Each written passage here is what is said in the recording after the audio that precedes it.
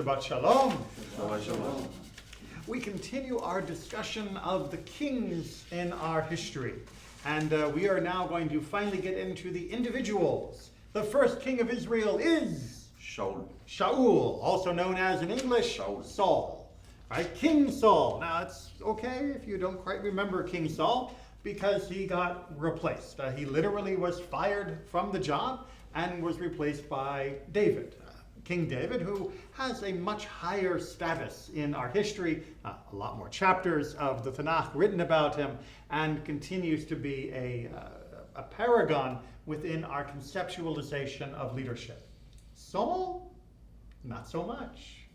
But that means that we are then forced to confront a question. If Saul wasn't going to work out, why did God appoint him first? It's not as though Saul seized the crown for himself. Saul did not say, hey, I'm the most powerful guy. He came from the tribe of Benjamin, which was not the most powerful tribe. It was, in fact, the smallest of them. And while he was a head and shoulders taller than most, that didn't mean that he was necessarily cut out to be king. He wasn't wealthy. He didn't have his own band of supporters. In fact, he was kind of a nobody. And yet, Saul was the one chosen. Now, we can talk about some of the reasons why he might have been picked. He was picked specifically to come from the tribe of Benjamin so that it would be clear that it wasn't his own political might, his own military might, his army that gave him authority over the other tribes, but instead was the anointing of God that allowed him to have any authority at all. We can also say that it was good that he was a head and shoulders taller than most because, you know, when you're king, you gotta look king. And you want to make sure that other people will respect you. And unfortunately for many people, size brought with it a certain amount of respect. But in all honesty, I think Saul was appointed as our first king because he was slightly better than average. That he was being brought into the kingship as a template and as a benchmark. And God did not want to start with too good of a king. That may sound a little strange. Right? Why wouldn't you start with the best? Why not just wait until David was a few years older and then appoint him king first? I mean, it's not like God didn't know that David was going to be much better.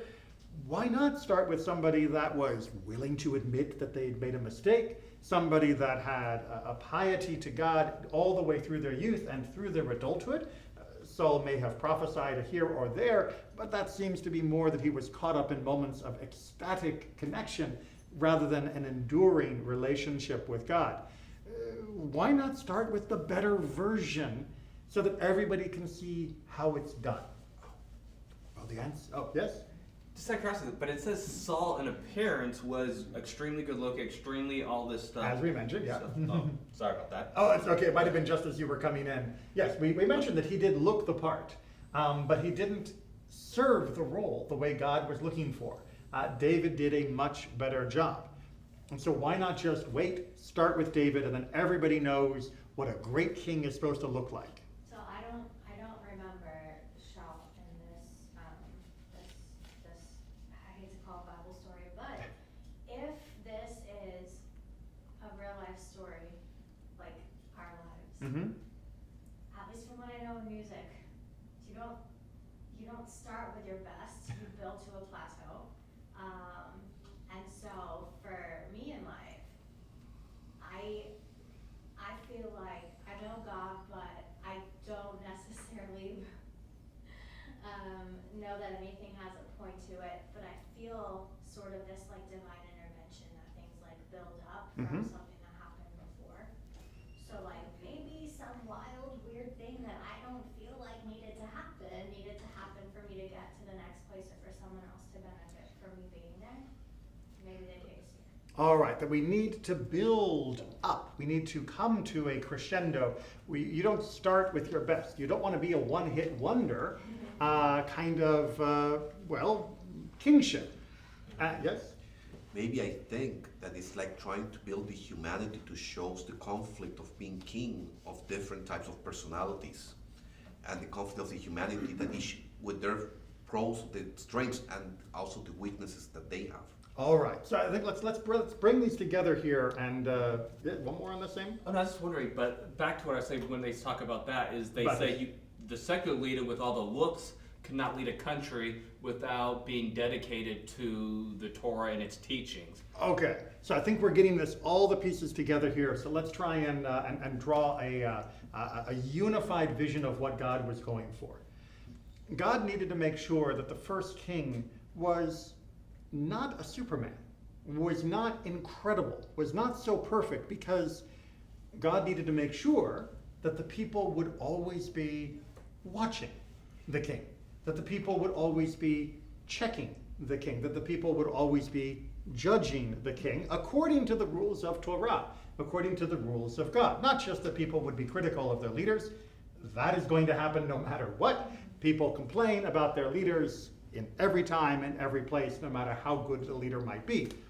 But God needed to make sure that the people would recognize that if you're going to have a king, this is what an average one, slightly above average one, is going to look like. And as you can tell, this is not somebody that you want to let just do whatever he feels like. The whole divine right of kings to do what they feel like does not make sense in this context, because we can see from this imperfect example of Shaul what would happen if you were allowing him to simply govern unwatched and uncontrolled, unmatched by the people and not supervised by the laws of Torah. Now, if you're wondering, yeah, but we could take the risk of starting off with someone better. Would that really deaden us so much to our natural suspicion of people in power? Well, yes, absolutely it has. I will give you two examples. One, as we are approaching our 250th anniversary, the first president of the United States was George Washington. How long did George Washington serve as president? 8 years, 2 terms. Why did he stop? He didn't want to be a king. He didn't want to be a king. Did anyone force him to stop? No. Did anyone say he had to stop? No. No. He wanted to go back to Mount Vernon and continue being a slaveholder. But he set in his first 2 terms on many precedents for how to govern in a way that was reasonable and responsible and tempered, and not going for personal aggrandizement, not going for personal enrichment. He made sure that the country had an example in his first executive terms of what a president should be: a civil servant, a man that served the people before he served himself. And we kind of suffered because we had that template to start with. Because people naturally assumed that those who were elected to president in the following terms were of similar caliber, that they were also people who were not looking out for themselves or their own personal interests, that they were not playing partisan politics or working behind the scenes to pull any strings, but that they would all be as honorable and noble as George Washington at least appeared to be. And so we were sucker punched by later presidents who turned out to not be so honorable and noble, and who also traded off the prestige of the presidency and the inviolability of how could you even criticize or dare suspect the national leader in order to behave in ways that were not good for the nation, even if they were good for themselves. Second example, in Israel there was the institution known as the chief rabbi. There's actually 2, a chief rabbi for the Ashkenazim and a chief rabbi for the Sephardim. That is a holdover from the British Mandate period, which was also a holdover from the Ottoman period. During the time of the Turkish rule, the Ottomans didn't want to have to deal with the Jewish communities as individuals. They wanted to deal with one guy who would then give the orders to everyone else underneath him, and the community would only petition through that one guy if it had a concern. Well, the first chief rabbi of the state of Israel in 1948 was Rav Kook.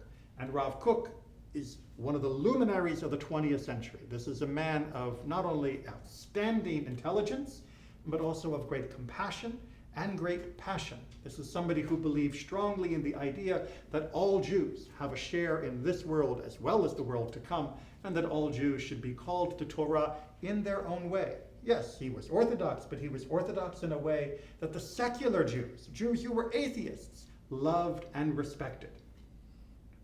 Sounds great. But this also meant that the office of the chief rabbi maintained authority and power all the way up till the present day, which has allowed it to become a corrupt institution, and one that does not serve the interests of the nation of Israel, doesn't serve the interests of Jews around the world either, and is continuing to trade on the political power that was gained when it was granted to someone like Rav Kook at the beginning, because certainly he would never abuse it. Saul had to be the first king so that we would watch the second king. Saul had to be the first king so that we would not expect our kings to be perfect, but know that they had not only the potential, but almost the inevitability of making mistakes. Saul had to be the first king so that we would understand there is only one perfect ruler, and that's God. Whoever is here on earth, whoever is adjudicating the cases before us or commanding the army, is by definition lesser than God, and thus is more an agent of the people than a divine figure, as kings were often portrayed in many other countries. So, I feel sorry for Saul that he had to be the bad example, but he did better than most. Compared to some of the kings that we will talk about in coming Divrei Torah, Saul's actually a little bit above average, as I said, which can let you understand just how bad some of our kings get. But thanks to his example, we were at least on the lookout for it. We can continue the conversation during the Oneg, but for now, we will need to continue our service.